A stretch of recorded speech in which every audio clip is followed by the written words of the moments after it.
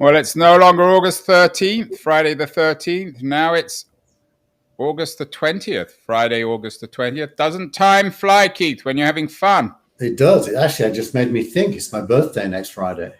Is it? Are we going to have a party? We're going to have cake? We'll have cake. We'll have acid. What kind of acid? Lycinogenic, I think it's called, isn't it? Oh, well, we'll do that offline. But online, it's been quite a week.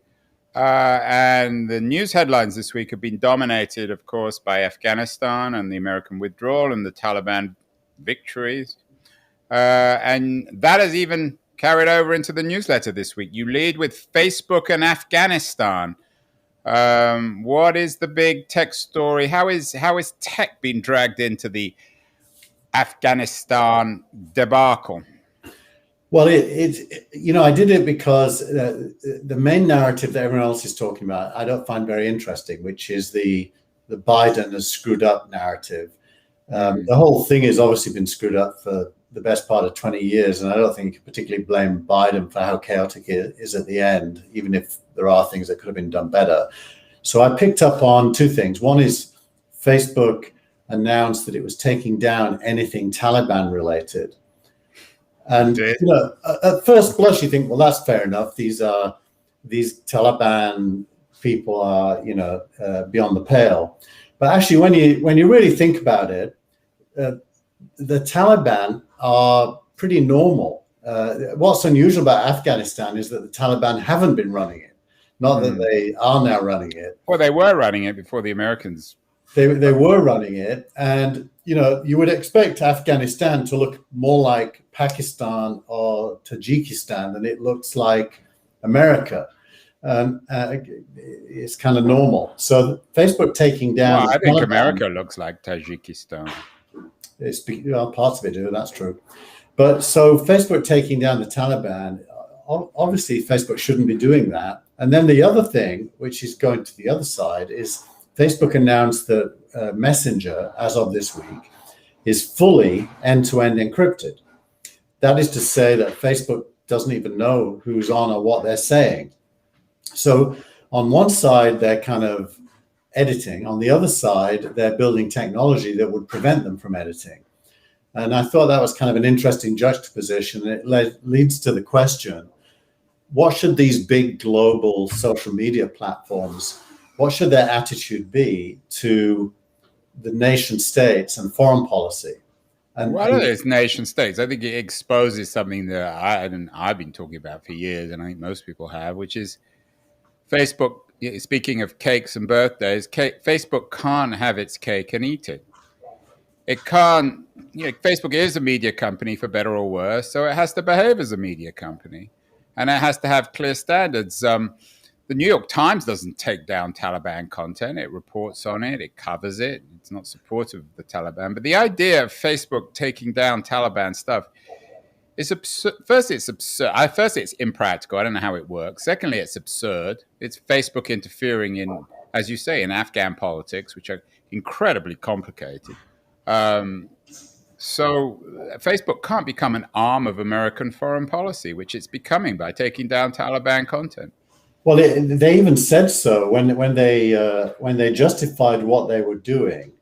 The exact citation was that the Taliban is included on the United States specifically designated global terrorist list and then they went on to talk about Facebook's own policy against, quote, dangerous organizations.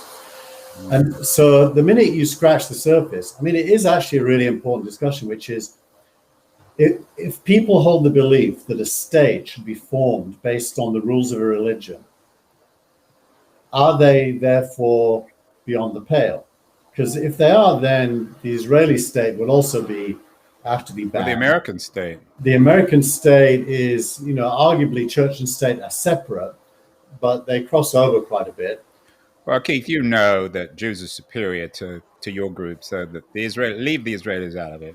Yeah, I'm just going to close my door because my cleaner's hoovering, and I hope you don't have a Jewish cleaner. It wouldn't be a problem if I did, but I actually have an El Salvadorian cleaner.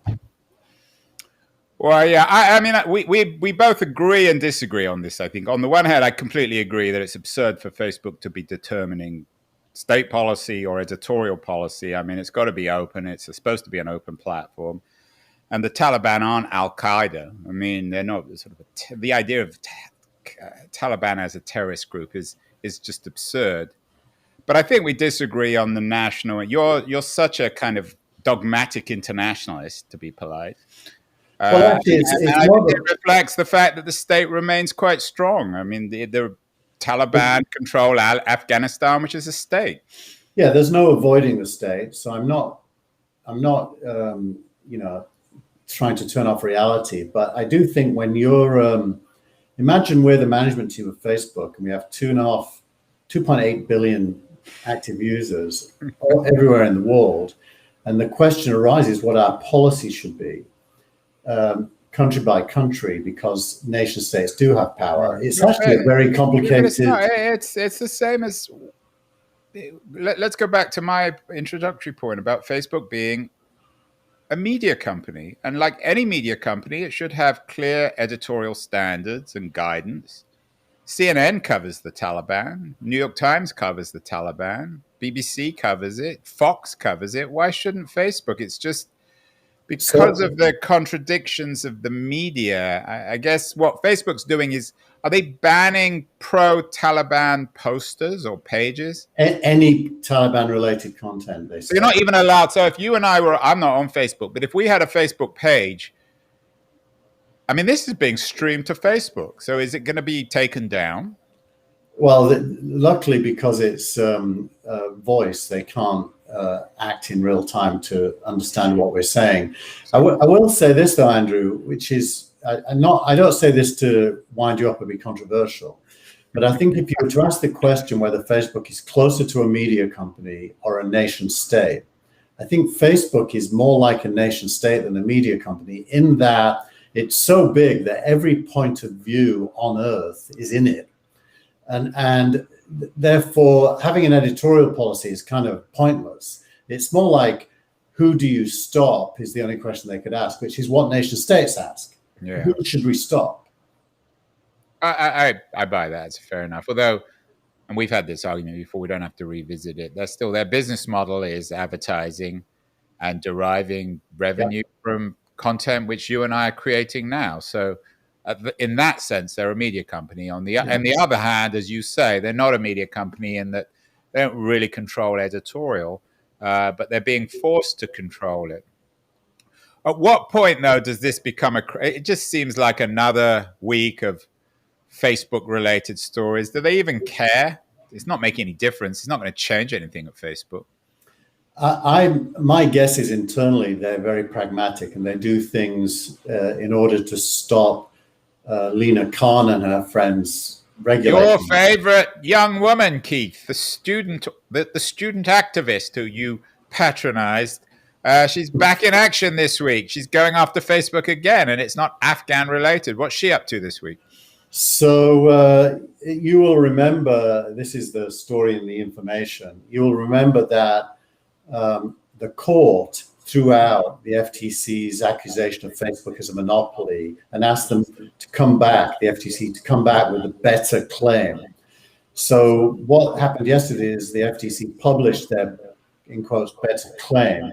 And it's been widely slammed here in the information, making the point that the FTC still is failing to make the case that Facebook is a monopoly. Why? Why do you think that Khan wants to make the case against Facebook? Is it because the zeitgeist is just so anti-Facebook at the moment? Aren't there other ways to go after Facebook apart from the antitrust stuff? I think it's different. I think it's fairly ideological. I think. Well, Khan, ideological in the sense, I don't think it's ideological. I just think it's anti-Facebook. Yeah, but it's more than anti-Facebook because it extends beyond Facebook to Google and Amazon and others. But the antitrust case is much easier to make against Google or Amazon or Apple, and they're not. They seem to be preoccupied with Facebook. I don't understand why. I think it's just where they are in a linear process that's going to ultimately try to involve everyone. And why the reason I say it's ideological is I think there is a belief, well-held belief, that we civilians or consumers are being badly impacted by the dominance of these platforms, specifically opinion forming, dominance. And they're trying to use antitrust law to fight what is essentially not an antitrust battle. It's really a battle for hearts and minds. And they're using the tool of antitrust law, and the information is saying, well, they're not doing a very good job because antitrust law wasn't designed for this problem and is failing to be usable as a tool against this problem. How is Twitter dealing with the Taliban issue? Pretty much hands off. Twitter's gone through somewhat of a renaissance over the last year. There was a big internal turnaround where Dorsey hired this guy to, in quote, clean house and get the Twitter employee base focused on innovating and executing. It came out last week that this guy has lots of complaints against him by employees, but he's been very successful. And Twitter so there are pro-Taliban accounts. They're not taking them down. They are not. And why would the minute you start doing that, you have to take down everything. Any point of view that isn't it's almost like the only legitimate point of view would be a capitalist democracy point of view, and everything else is outside. Well, that would be crazy.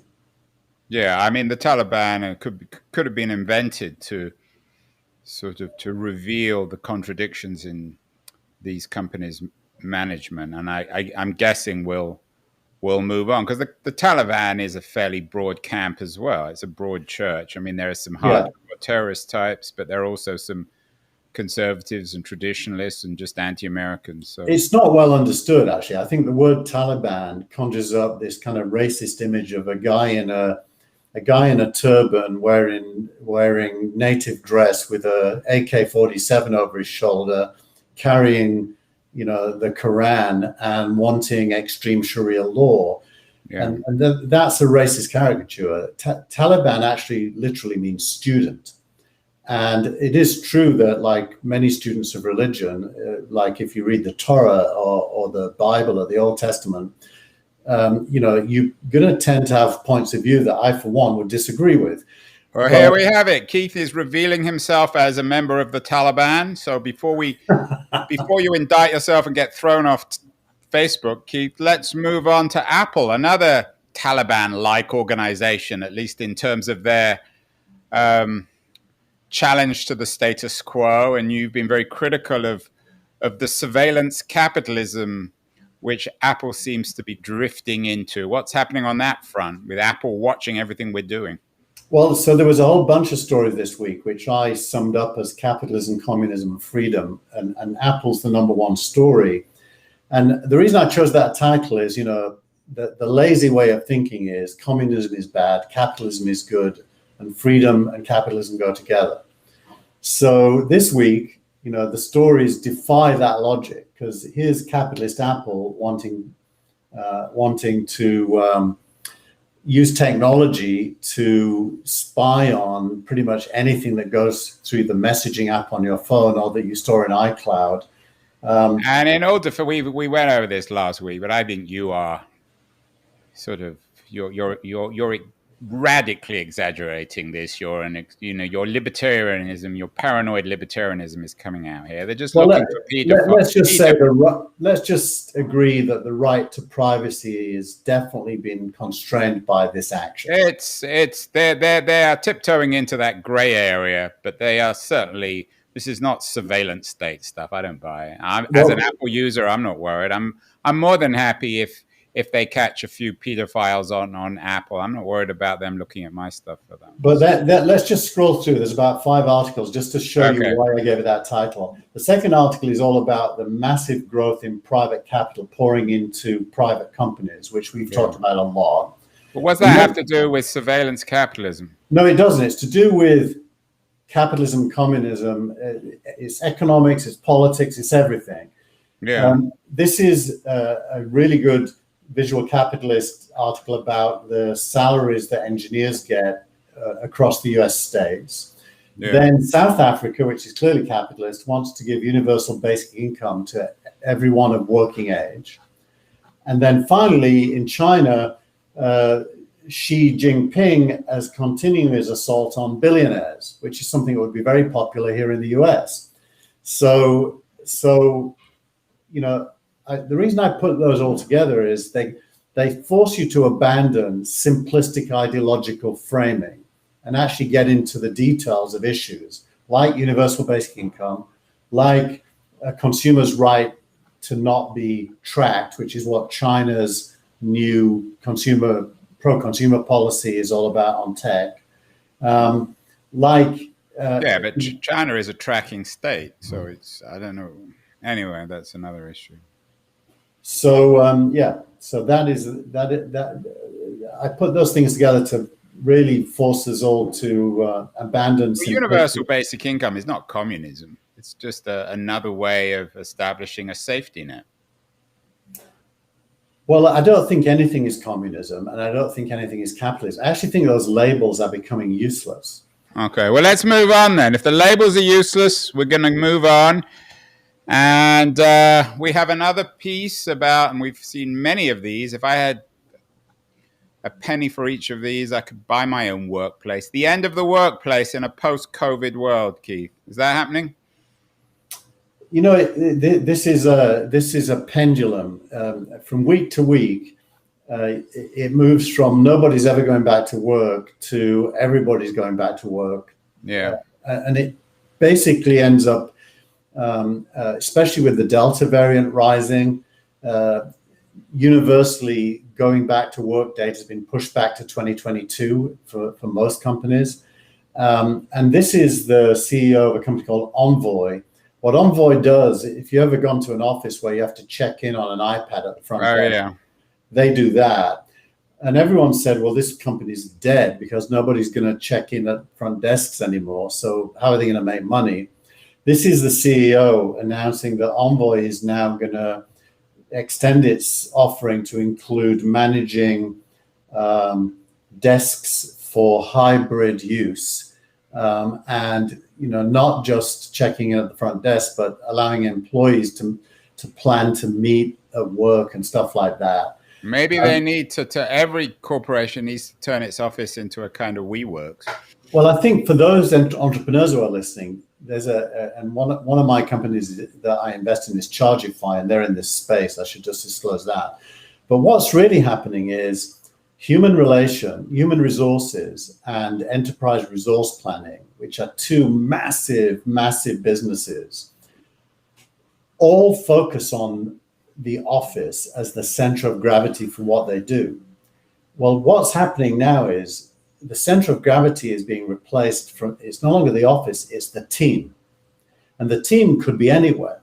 Well, now we're back in Facebook territory because Facebook have just introduced the virtual office, not the first or the last virtual office, but it's in the newsletter this week. What is Facebook up to here? Another attempt to dominate the world. So this was a demo that Mark Zuckerberg did of the Oculus headset being used to create a virtual meeting with a table and avatars representing all the people. There's Mark there. He looks better. His avatar looks a lot better than him in real life. It's a less severe haircut. I think. Yeah. Do you think that Zuckerberg's haircut might become fashionable within the Taliban? There's an element of the Taliban, I think, about Zuckerberg and his severe look. I think you're stretching the analogy a little bit there, Andrew. But I do think that virtual reality meetings are not a thing. They're not going to happen. Yeah, I agree. The multiverse is, this week Elon Musk announced a humanoid robot that's going to do manual work. And he's the first model of it. I think he's a humanoid robot, isn't he? But so if you put together humanoid robots with virtual presence, you end up in a multiverse where you're not ever physically present, but things can still happen. Yeah. Is there anything valid about that in the long run? Yes, I think there is. I think robotics and virtual spaces are going to be a real thing. Are we going to wear headsets to be in them? I doubt it. I don't think that. Is Facebook written off Oculus, or are they still a real? No, they're all over it. They really believe in it. And I kind of twinned this in a section called Innovation and Delusion with Twitter announcing that Twitter Spaces, which is interactive audio platform, that they're now releasing the API for developers to build on top of. That to me is a real thing. Yeah. And I think more. My sense on this office thing is it's a generational thing. It's fine for older people like you and I who have sort of reached the point where we don't need to physically meet. But I think for younger people like my son, for example, who's just started in the workforce, they desperately miss the office. I think for young people, if you're starting off in a career or a company, you need to be beside people. So I don't think anything's ever going to replace the physical. Well, if you're young, you need human interaction because you're at that stage in life where meeting people is key to your happiness. And if you don't meet people, it's hard to plot your future. And for people like you and I, Keith, who don't have futures, it doesn't matter, right? Correct. Crypto is the new normal. How many headlines have we had on that? But it seems to be becoming increasingly a reality. Crypto really is changing the world. The more I do this show with you, the more headlines there are, the more I believe it. What's happening on the crypto front this week? Well, the stunning thing this week is that all of the news about crypto is boringly ordinary. Walmart's hiring a digital currency product lead. Yeah. The second largest mortgage lender in the US is going to let you pay your mortgage using crypto. Wells Fargo. But is it becoming this? We've had this before, Keith. Does that mean it's becoming a currency, a digital currency, or is crypto sort of is it being so diluted in corporate language that we just use it for any kind of fintech play? Well, I think the word currency gets in the way of grasping the moment. It's a store of value, and because it's a store of value, it can be a means of exchange. Those are two elements of a currency. And this is real world businesses like Walmart, JP Morgan, Wells Fargo, and the mortgage guys, United Wholesale, agreeing to use it. By the way, Lionel Messi got paid partly in crypto for his new deal at Paris Saint-Germain, his new team. Are you paying me in crypto for this? I am not paying you in anything. And can't you invent a current? Can't we invent a that was the week currency, Keith? Can't you invent some coinage? You're very innovative. If I had a purpose, I would do it, but I don't have a purpose for such currency. So it's becoming a reality. What has to really happen, though, Keith, on the crypto? What's the next major story that will really convince everybody? There was one today that BlackRock, which is a major asset manager, one of the biggest in the world, has a huge amount of Bitcoin in two of its exchange-traded funds. So what has to happen is kind of already happening, which is Bitcoin, especially Bitcoin, is becoming mainstream. And mainstream meaning it's an asset holder or store that is being accepted by the most conservative institutions on the planet. I bet you a Bitcoin, Keith, that one of the major stories in the next year or 5 years will be a serious bust, which will affect the real economy and not just Bitcoin investors. If it is infiltrating the real economy, I'm not sure it's worrying, but it's going to have a significant broader impact rather than just affecting day traders of Bitcoin. I think what the lesson I draw as all this happens is don't sell your Bitcoin or spend it because or buy it. I'm not going to recommend anyone does anything, but if you're going to do anything, buying it is the smarter of all the things you might do, because the more it gets used, the greater will be its value. Well, my advice would be pay to Keith and I in Bitcoin to watch this wonderful show and read his even more extraordinary newsletter, which involves a massive investment of time for an old man who needs some support. Is that fair, Keith? Very fair, Andrew. Very fair. Startup of the week is not Keith. What is the startup of the week, Keith, this week? Well, this is a first, Andrew. It's the same as last week. Oi, you've run out of things we've run out of startups. Why do we have to have it repeated? Because Hopin, which is a British company that does virtual events, raised another $500 million, $450 million from investors. And the founder is now worth $3 billion.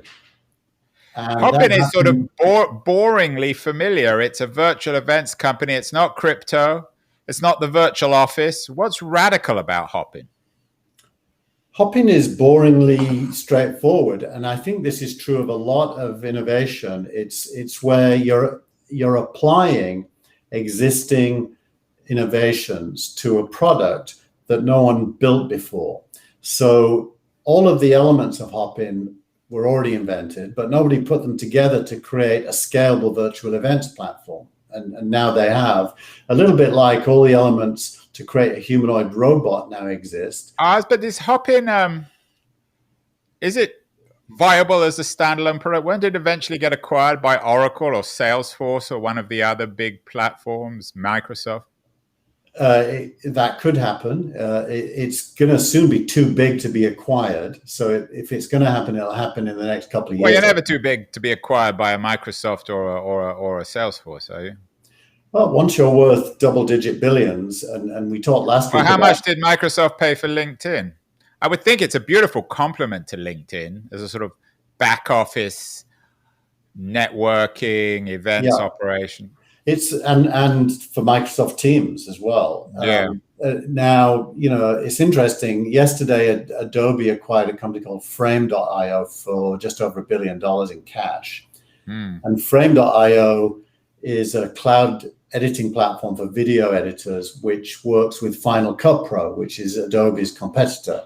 Yeah. So one way to stop your competitors is to buy the thing that they use. And I think if Microsoft did acquire Hopin, it would mean, other platforms wouldn't be able to use it as easily. They'd have to use Microsoft. And your anecdote about the Hopin founder is encouraging. A guy who had some issues, some disabilities, and he turned those into advantages and made it a fortune out of it. It's a nice story, isn't it? The Hopin. It is a nice story. Nothing controversial, nothing bad, nothing troubling.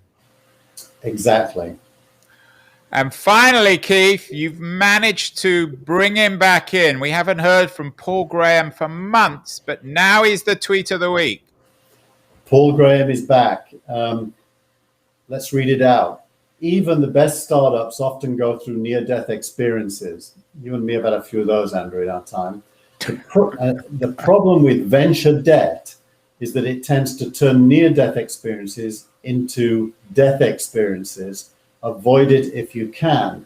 And I will say, at my company, Just Me, when I raised $3.5 million from Vinod Khosala's fund, I was encouraged to do venture debt at the same time, which I did.